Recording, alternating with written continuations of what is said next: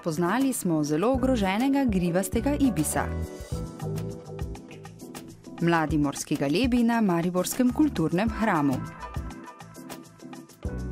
Najhitrejša kopenska žival v gibanju.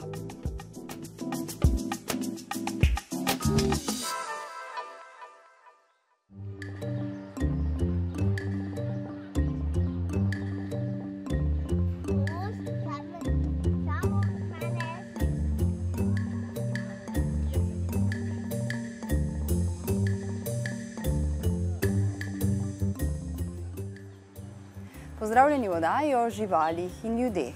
Današnjo oddajo pričenjamo v družbi zelo redke vrste ptic. To je klavžar ali grivasti ibis. Nekoč smo to ptico lahko srečali tudi v Evropi in na Srednjem vzhodu, vendar je od tukaj pred 400 leti izginila. Zdaj jo lahko vidimo le še v kakšnem živalskem vrtu, kot tem tukaj na Dunaju. Der europäische Ibis, der ist auch schon im Mittelalter ausgerottet worden, auch eben weil man damals den sehr geliebt hat zu essen. Also als Essensgrundlage war der Punkt und leicht eben von den Brutwenden zu fangen ist. Deswegen ist der ausgestorben. Und es gibt einige Gruppen, die aus unserem Zuchtstamm kommen. Wir haben auch große Zuchtvoliere hier im Tiergarten Schönbrunn. Und diese Tierart aber, die hat in früherer Zeit Zugverhalten gezeigt nach Nordafrika, aber auch Richtung Nahost. Und die letzte kleine Population ist eben in Marokko zum Beispiel zu finden. Und die Problematik unserer Tiere, wir siedeln ja viele Tiere in die Wildbahn aus, wie Bartgeier, Habichtskauz, verschiedenste Arten von uns fliegen in der Wildbahn, auch der Waldrapp, aber die müssen erst lernen, in den Süden zu ziehen. Und das wird mit einem Art Fluglernprojekt gemacht, wo also ein Leichtflieger eben die Jungen hier aufgezogen werden, im Tiergarten bewusst an den Menschen geprägt werden, um dann mit dem Leichtflieger mitzufliegen. Und von Jahr zu Jahr gelingt das besser. Es ist noch viel, viel Arbeit, bis das wirklich erfolgreich ist. Aber es schaut ganz gut aus. Es ist ein Gesamtprojekt sehr aufwendig. Und was auch interessant ist, man lernt auch über die Züge und auch die Verbindung zu Slowenien ist. Die fliegen wirklich also hier von dem österreichischen Bereich über Slowenien und dann über Italien runter in den Süden, wo sie dann überwintern und dann wieder zurück nach Österreich fliegen. No, nekatere druge vrste ptic pa so veliko bolj prilagodljive. Med njimi so tudi morski galebi. Ti so se odločili, da bodo gnezdo spletli v Mariboru.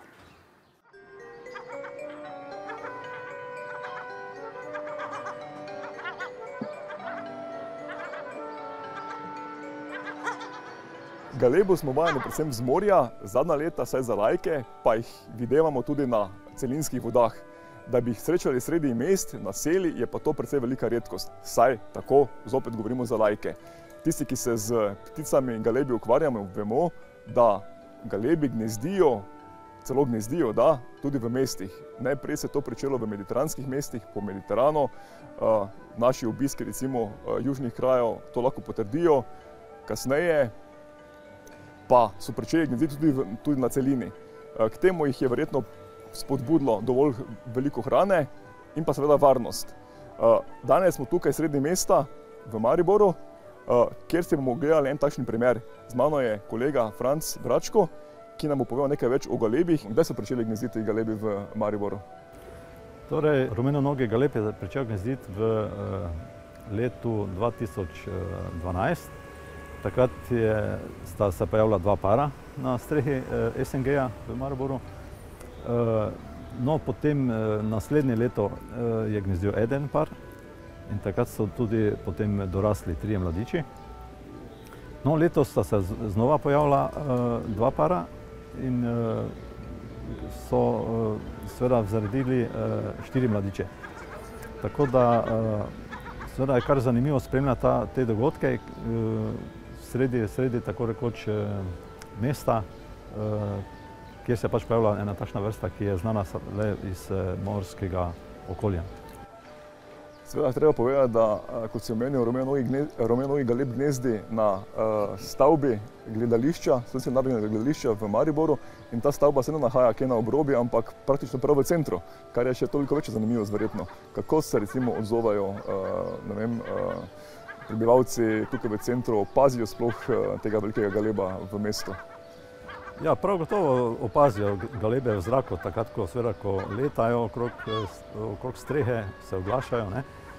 Mislim pa, da tudi dobro spremljajo in pa sprejemajo delavci gledališča, to so gledališčniki, da imajo kar posluh za to, tako da mislim, da bi rekel, da kar varujejo jih, ne, na strehi, torej gnezdišče kot tako.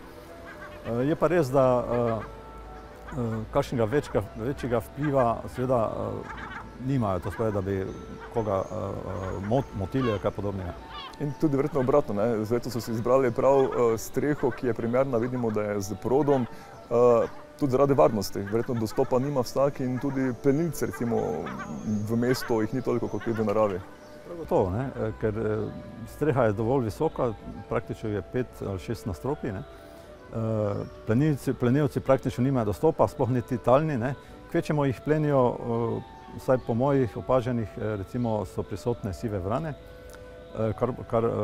kar pogosto se pojavljajo. Tako da mislim, da se kar varno počutijo na tem delu strehe. Vem, da tudi obročkaš, tudi tukaj z te galebe mlade si obročkal.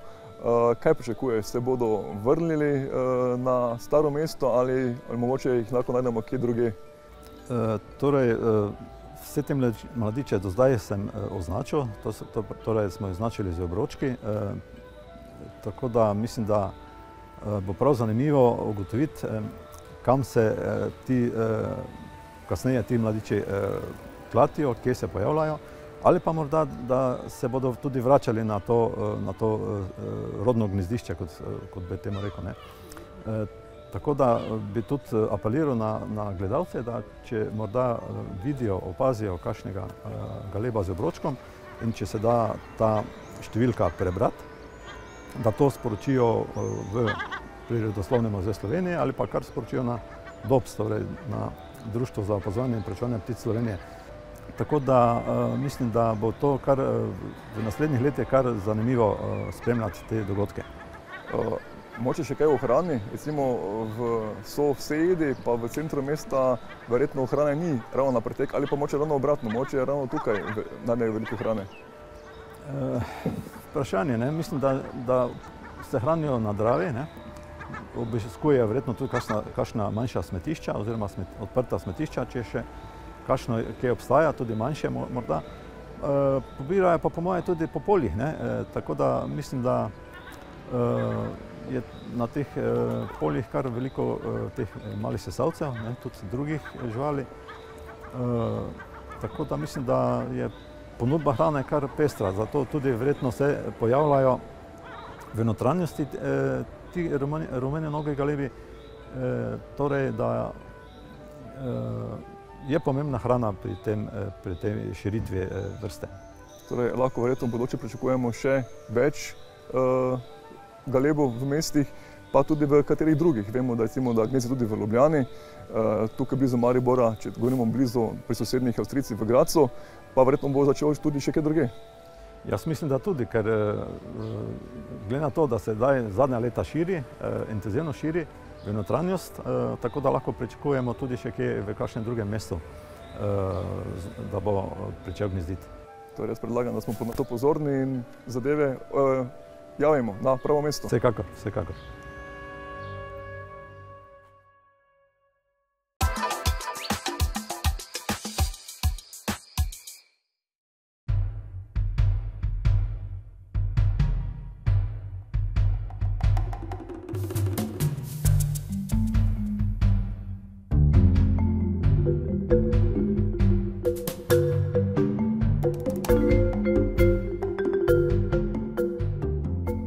Ljubljanske geparde smo v oddaji o živalih in ljudeh že predstavili, ko sta prišla v živalski vrt v Ljubljano.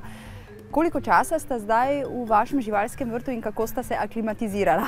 Kmalu bo 1 leto. Izredno dobro sta se navadila na okolje.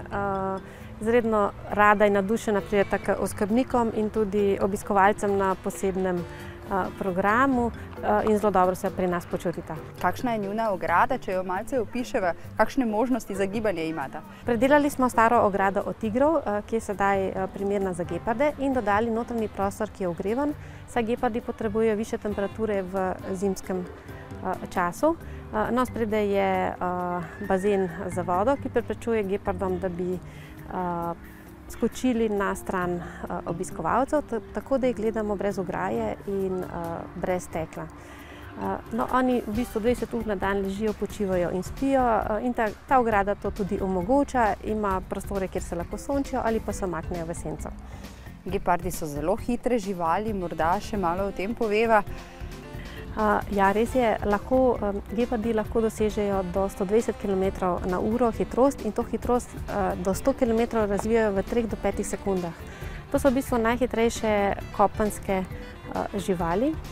Razširjene so v savanski Afriki in tam plenijo antilope nekje do 40-50 kg in poljske zajce. Gepardi so v naravi izredno ogroženi, danes so praktično razširjeni samo še v savanski Afriki, včasih pa so segali do Indije. No, ogroža jih človek, prvič zaradi lova odraslih živali zaradi kože, drugič mladičev, ker so mogoče bolj miroljubne kot ostale mačke in zato mladiči primerni za hišne ljubljenčke. No, vedno bolj pa tudi se manjša njihov življenjski prostor zaradi živinoreje in poljedelstva in s tem imajo tudi manj plena. Morda spomniva naše gledalce, kdo sta ta geparda, Sven in Sveja?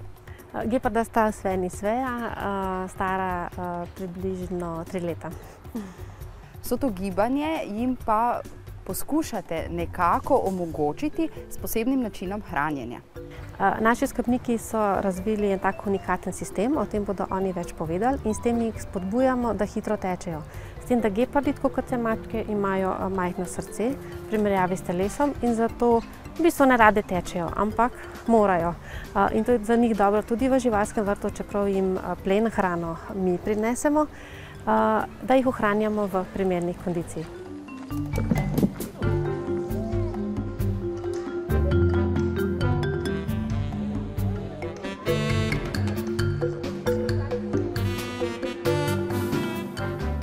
Kakšen je sistem animiranja, tako rekoč, vaših gepardov tukaj v živalskem vrtu? Sistem, rečemo mu obogatitev življenjskega prostora, oziroma enrichment, ki je plansko zastavljen. Naredili smo v koncu prejšnjega leta napravo, ki se uporablja za treniranje angleških hrtov, vipetov ali pa greyhoundov. V živalskih vrtovih pa največ uporabljajo za živali z močnim plenilskim nagonom, to so gepardi pa divji psi. Mi smo to napravo naredili in probali začetke samo naravnost, kako bi to šlo, in potem zdaj imamo že v bistvu cel krog, lahko speljamo in one dva lovita vabo. Potem, ko ujameta vabo, dobita nagrado, se pravi predpisano količino, dnevno količino mesa. Kakšna je njuna reakcija na to, njun odziv?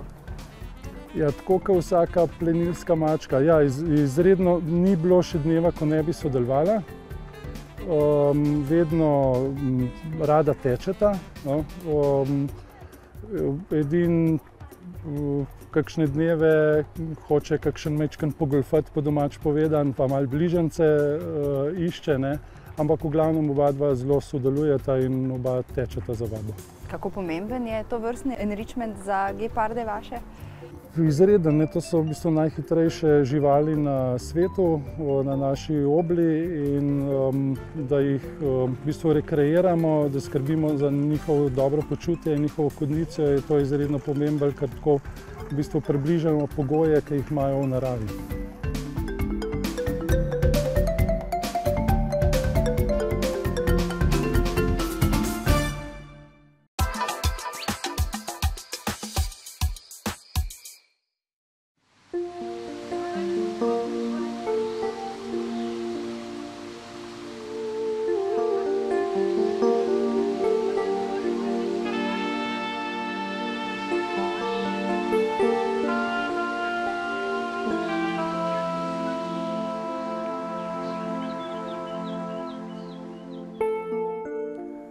Nahajamo se v bližini Čateža ob reki Savi, natančneje ob mrtvici Prilipe.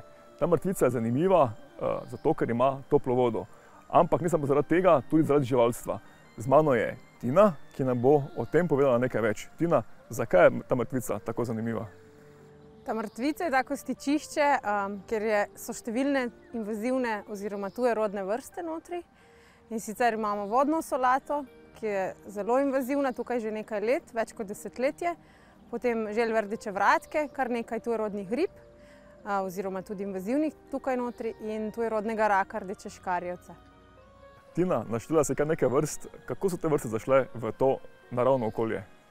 Večino verjetno je prinesel človek, pač nekdo, ne vemo kdo. Recimo zanimiva zgodba pa od raka rdeče škarjevca, kjer je bila v bližini gojilnica in predvidevamo, da so ušli iz gojilnice. Seveda pa ni izključujoče, da ga tudi nekdo zanese vnotri. Ampak večina teh živali je ušlo nekako izpod človeškega. In verjetno zaradi tega, ker je tu topla voda, tudi lahko preživi tudi zimsko obdobje. Ja, ta mrtvica je zanimiva predvsem zaradi tega, ker temperatura vode vsaj v tem zgornjem delu ne pade nikoli pod 20 stopinj. Te vrste so pa vse iz tropskega okolja in jim ta temperatura zelo ustreza za preživetje tudi po zimi, kadar je pri nas so druge vode recimo 8 do 10 stopinj, kar pa pomeni, da tam te vrste težje bi preživele ali celo ne bi preživele. Torej lahko rečemo, da imamo tukaj v bližini Čateža obstaja pravo tropsko podnebje, oziroma vsaj tropsko okolje. Tina, jaz predlagam, da si kakšno žival poskušamo ogledati, predvsem tega tropskega raka rdeče škarjevca. Prav, pa pojdiva.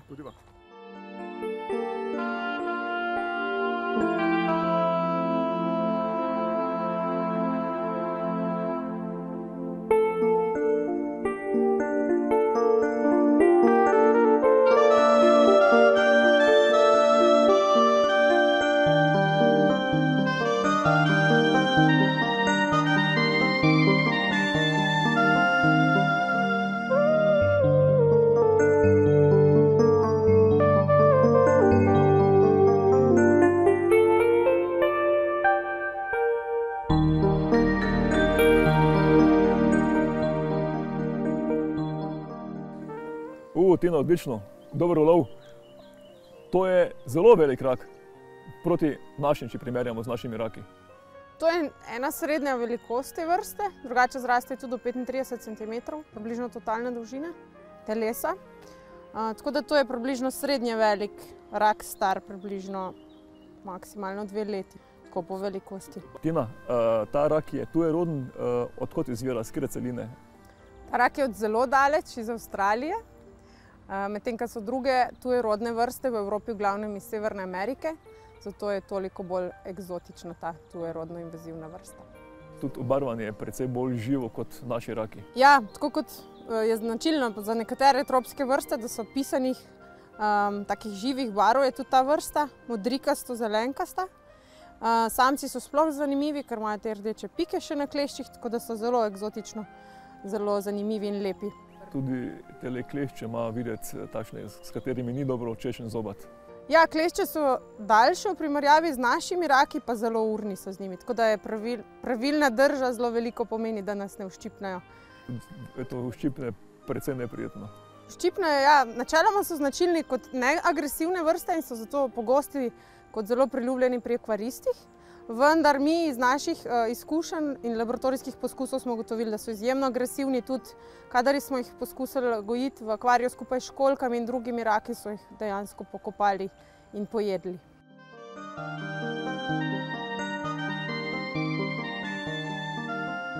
Samica ima ponavadi ožje klešče, tudi pogosto manjše oziroma krajše, in pa nima te rdeče pike, ki je značilna za samce. Funkcija te rdeče pike dejansko ni znana, vendar pa vsaj kot določevalni dobri znak pa je za nas zelo pomemben. Kaj pa velikost? Se ločite tudi po velikosti telesa? Po velikosti običajno so samci večji, lahko so tudi težji. Recimo ta rak lahko zraste do pol kile teže, medtem ko samičke so običajno manjše, vendar ta razlika je predvsem vidna v kleščah, bolj kot v same telesni obliki ali velikosti. Zdaj, kaj gre za tujerodno vrsto, moram v bistvu vprašati, ker sem to radoveden, kakšen je vpliv te vrste na naše vrste, recimo v tej mrtvici, oziroma kje druge, če bi se naselil, če bi bila ta možnost? V tej mrtvici dejansko ni naših avtohtonih vrst rakov, vendar v pritokih, ki si tečejo v to mrtvico, je koščak. In pri poskusu v laboratoriju te vrste s koščakom smo v bistvu ugotovili, da je to precej agresivna in lačna vrsta in je dejansko ta rdeči škarjevec pokončal koščaka in ga v bistvu ubil. In to v nekaj dneh. Tako da načeloma ob stiku z našimi vrstami bi verjetno bi ta rak pokončal naše vrste. Je pa tako, da načeloma v tej topli vodi naše vrste težje preživijo. Čeprav smo pred leti našli koščaka, recimo pri Šmarjeških Toplicah, tudi v vodi z 28 stopinjami. Kar pomeni, da tudi naše vrste preživijo dokaj toplo vodo, če so temu aklimatizirane. Torej bi bil nasvet vsem tistim, ki ga mogoče gojijo ali ga ujamejo, naj ga vsaj spustijo na tistem mestu, naj ga prenašajo v druge vode. Naše vrste, ja, bi bilo zelo zaželjeno, da se ne prenašajo iz potoka v potok, v druge potoke, ker s tem povzročamo tudi mešanje naših vrst, mogoče tudi mešanje večjih in manjših vrst in posledično iz podrine lahko, kot primer jelševec, iz podrine lahko koščaka ali koščenca. Predvsem pa kadar imajo ljudje doma tujerodne vrste, jih pa nikakor naj ne nosijo v naravo. Potem je že boljše, da jih ali poskušajo trgovino vrniti, ne pa spuščati v naravo.